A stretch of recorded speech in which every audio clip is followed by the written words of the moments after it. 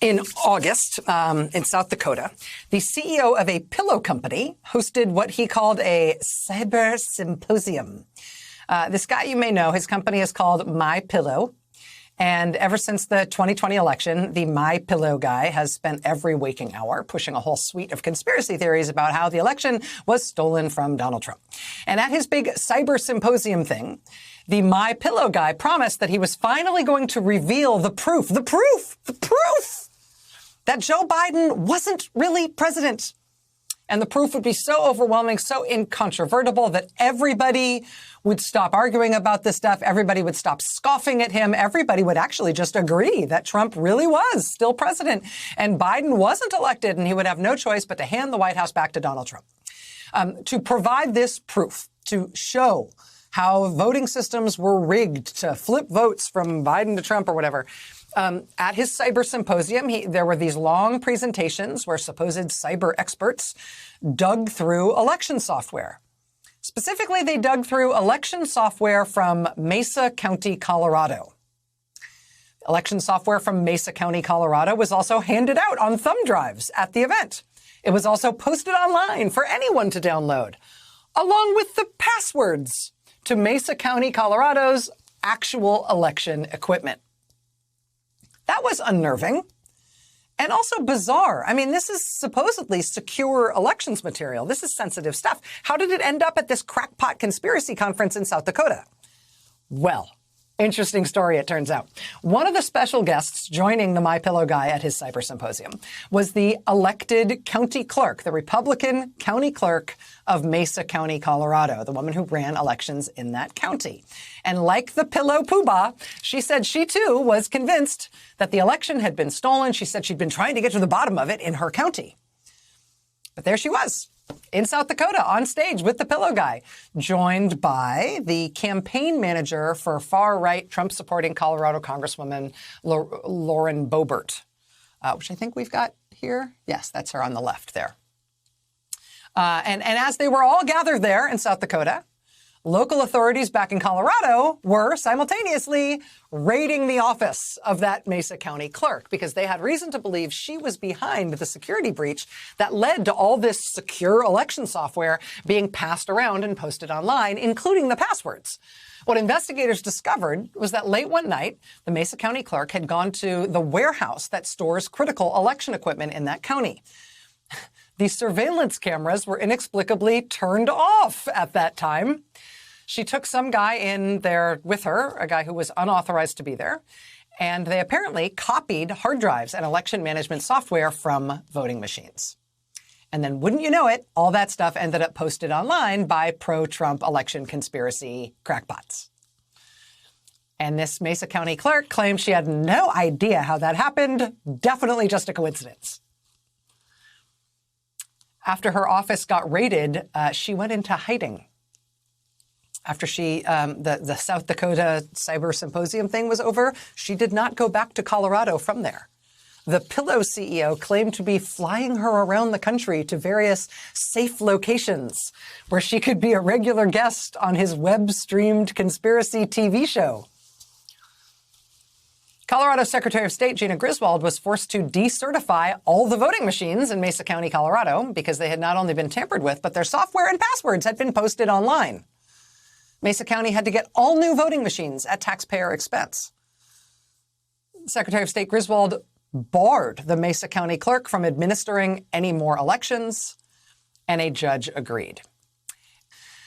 Well, yesterday in Colorado, the top election official in Mesa County, the elected Republican Mesa County clerk, and the campaign manager for far-right Republican Congresswoman Lauren Boebert, yesterday, both of them had their homes raided by the FBI and by the state attorney general's office and by the local district attorney's office. Federal, state, and local authorities working together searched their homes. The local DA telling the news outlet Colorado Politics that these search warrants were carried out to, quote, gather evidence in connection with an investigation into the Mesa County Clerk and Recorder's Office.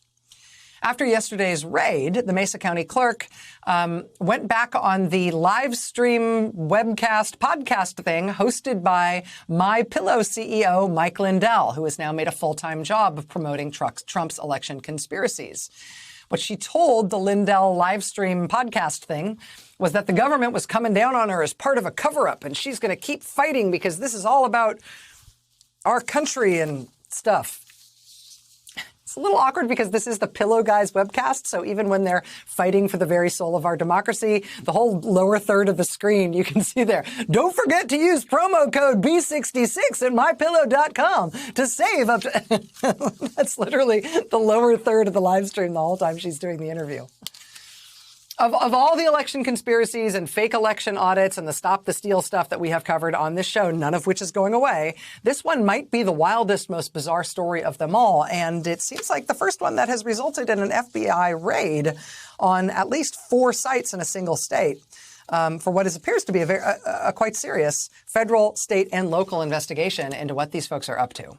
Joining us now is Colorado Secretary of State Jenna Griswold. Madam Secretary, thank you so much for joining us tonight. I really appreciate your time. Thanks for having me on, Rachel. So this story it started off as something that seemed small and awkward and maybe not worth figuring out the details of, but it has metastasized and become not only very serious, but also sort of riveting in in the way it has unfolded. Let me just ask you if I missed any important parts of this or if I said any of it wrong. Well, you got the MyPillow guy. You got QAnon, unauthorized access. The only thing that I would add on is the entity that leaked the passwords and then the images of the server of the voting equipment is the guy who is allegedly Q of QAnon. So this is MyPillow guy plus QAnon plus election deniers compromising voting equipment to try to prove conspiracies. And can you explain what you mean by compromise there? Like, what is dangerous about what was exposed here? Obviously, we think of elections software and elections equipment as needing to be kept secure. And there's the reason that there's things like passwords and all that. But what kind of compromise was this? Why did Mesa County have to get all new equipment? Well, just the fact that an unauthorized person accessed the voting equipment and that passwords, which can only be used in person, were leaked, compromised the equipment. But in fact, when we went and investigated the equipment, we saw that settings were changed on that equipment. So either way, I was put in a position to just decertify it. Mesa County replaced the equipment. We, of course, asked a judge to bar that clerk, which the clerk was barred. And I'll tell you, Rachel, we just had elections and they went great in Mesa County. But this is an emerging threat to our democracy. The same conspiracy theories that were being pushed to set the table for voter suppression are now causing insider threats to election administration. Can I ask you what you can tell the public about the involvement of Congresswoman Boebert's campaign manager here? I think that we had seen her as a sort of adjacent figure in this scandal thus far. But now that it appears that her home was one of the places that were raided, or that had search warrants executed yesterday, can you tell us at all about what her involvement might be? Well, I can't fully comment on an ongoing criminal investigation, but what I can say is that election administration positions are really important positions. These are people at the local and the state level that are entrusted in making sure that Americans have their voices heard in free, safe, and accessible elections. And the extreme right knows that. We have been seeing people like Steve Bannon, people close to the former president, encouraging extremists to take local election positions. We are seeing at this point in every swing state, someone who is either at the insurrection or spreading the big lie, running for Secretary of State. So that's the chief election administrator.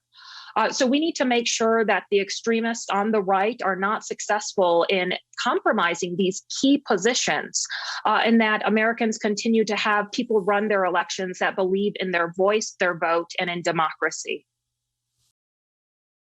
Today, we got closer to the end of the trial in Georgia, where 3 white men are being tried for chasing down an unarmed black man named Ahmaud Arbery, chasing him down in trucks and shooting him dead for the grave crime of him jogging near where they lived.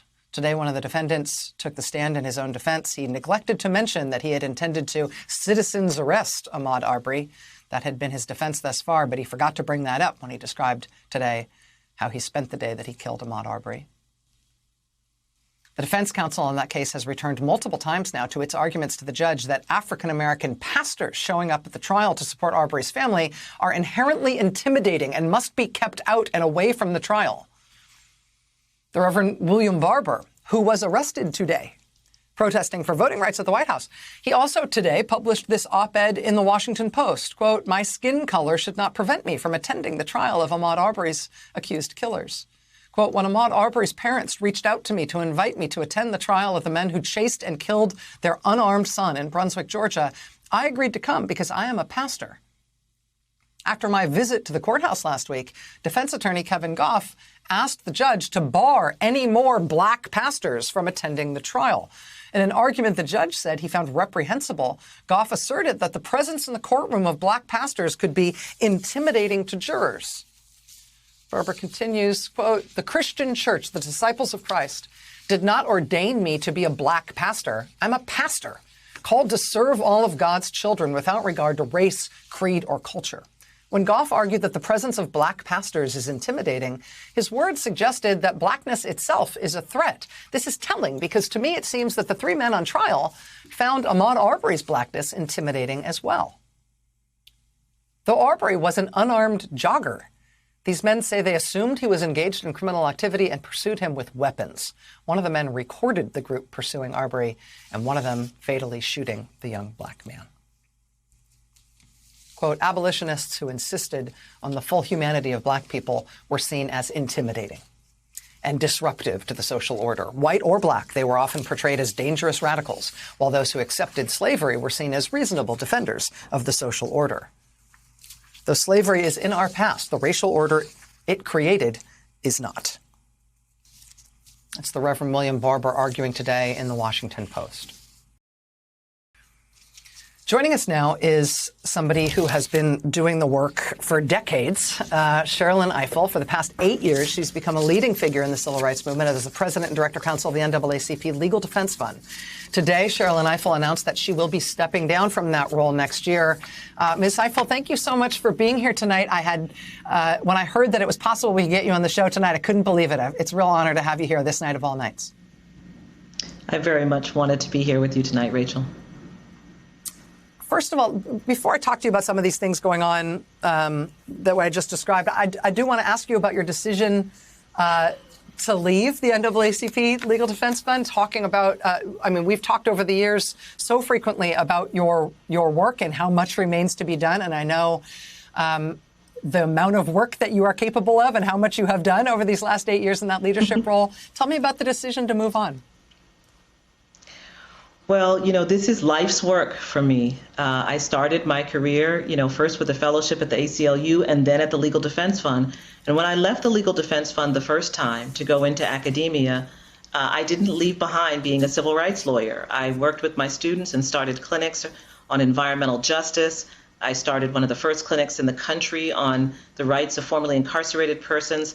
I started a clinic on reparations. I wrote a book about lynching. I headed up a foundation that supports civil rights organizations, and then I returned to LDF. Whatever I am doing, this is the work. The decision to step down is really about what is right for an institution, and I have been unapologetic about my love for LDF. And I will say, Rachel, especially seeing what has been revealed in this country over the last 5 years about the need for Black institutions to be strong. I've worked very hard to make LDF strong and to help Americans see that civil rights institutions and civil rights work is critical, not just for the citizenship and dignity of Black people, but for the health of American democracy. And in order to keep those institutions strong, we have to nurture leadership, which is kind of my thing, which I love doing. I loved doing it teaching. I loved leading our young lawyers. I loved working with my deputy, Janae Nelson, who I had hoped would succeed me and who will succeed me. And so it's kind of sobering because everything you described in the lead-in demonstrates what those of us who've been doing this work for a lifetime know. There is a tremendous amount of work to be done. Sadly, what you described, even in Malcolm X's case, could be described any week around this country, where men and women, if they are lucky, are released from jail for crimes they didn't commit after having their lives taken away from them in prison. Every week, law enforcement officials who don't hand over information that might be exculpatory. This is what the American criminal justice system looks like. And so my commitment remains strong to doing this work, but my commitment remains strong to my institution and to making sure it has terrific leadership for the years ahead. To be honest, 2024 is coming very quickly, and I want to make sure that the next leader is fully in place and prepared for that. And I'm looking forward to see what is the next way I'm going to contribute to this work. I didn't know what it would be fully when I left the Legal Defense Fund the first time. This time I'm going to write a book about some of what we have just been talking about, and then I'm going to figure out what is the next chapter for me. But it always will involve this work that I've committed my life to. Do you feel, I imagine it's complex, but do you feel overall optimistic, hopeful? Do you have a sense of possibility about this moment that we're in right now? I realized in reading the New York Times coverage this morning about the reinvestigation of the Malcolm X assassination, that is something, that's a case that I'm very familiar with. The shortcomings of the convictions of those men, something I was very familiar with. And I realized I was shocked, like literally shocked, and actually kind of thrown back in my chair by the sense that it might be undone, that there are not just current indignities and injustices that, I don't feel hopeful about in terms of the way they're going to resolve, but these historic ones that we've lived with our entire lives. The idea that they might be revisited, that those things might not be set in stone, that we could fix those things, it shocked me. I don't know if it makes me feel more hopeful or not, but it made me want to ask what kind of touchstone that is for you. Yeah, I have to say, this is a very difficult time. It feels awful in many ways, but I don't see it that way, again, with the lens of a lifetime of doing civil rights work. I always feel best and most hopeful when the truth is being surfaced. It is the periods when the truth is being denied, when people are saying racism isn't a problem, when people are not recognizing the truth about police violence or problems with our criminal justice system. When people would tell me when I first started this job, you have a black president and a black attorney general. We don't need the Legal Defense Fund anymore. We don't need civil rights work. What is voter suppression? Those were the darkest days. The days when we're surfacing the truth, the days when we're recognizing the truth about lynching, about historical murders, about papered over and covered over incidents, about histories that people didn't know about, whether it's the Tulsa massacre or Elaine, Arkansas. That time, those incidents make me feel hopeful. It's not pleasant. It doesn't feel joyous, but it does feel like we are finally getting to the root of the thing. And I frequently paraphrase Malcolm X, who talked about the importance of surfacing the tension. Civil rights work and activism doesn't create the tension. It surfaces the tension that already exists below the surface. So yes, what we're going through right now this week with just these three different trials, is incredibly sobering. But the truth is those trials are happening, and I think we all know that there was a period of time in which they wouldn't have. We found out about what happened to Ahmaud Arbery because of his mother and because of intense activism. And there have been many times where young white men have killed people and have not been held accountable for it. And Charlottesville is something that to watch the dream team of lawyers that are holding those individuals accountable is so important. So yes, this is encouraging for me, even if it feels difficult. I can see that we are in a moment of reckoning, and I'm very excited to figure out how I'm going to work in that moment. But it is a moment in which we are confronting things that have long been denied or ignored. Well, even though you haven't written the book yet, I've already pre-ordered it in my mind. And I can't wait to see what you do next. My publisher will be thrilled to hear that. Yes. Insert title, pre-order, filed away already. Sherrilyn Ifill, the soon-to-be former Director Counsel for the NAACP Legal Defense Fund, thank you so much for joining us. Congratulations on this move. And I really can't wait to see what you do next, Sherrilyn. Thank you so much. Thank you so much. Thank you, Rachel. I will tell you, this morning, hearing the news that Sherrilyn Ifill was moving on from LDF, I think who among us didn't go through this scenario in our heads where it was like, oh, okay. So she had a little sit down with Justice Breyer. Justice Breyer and President Biden and Cheryl and Ifill sat down. They've talked it out. She's going to step down from LDF so she can get her ducks in a row in terms of getting her confirmation ready. And then so that... Didn't that cross your mind? I can't have been the only one, right?